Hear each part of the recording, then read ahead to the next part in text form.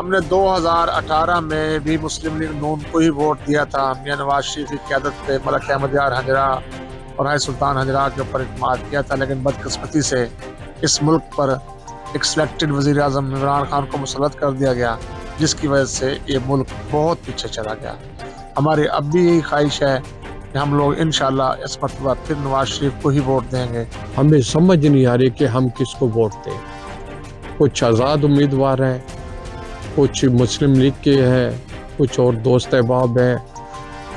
बाकी अल्लाह ताला करम करेगा, जो अच्छा उम्मीदवार आएगा हम उसको वोट देंगे। 2018 में जब मियां शब्बीर अली कुरैशी आज़ाद हैसियत से आए तो हमने उसे वोट दिया और उससे उम्मीदें थी कि वो बहुत सारे काम कर सकते हैं, पोटेंशियल थी और उन्होंने उसी तरह काम करके दिखाए।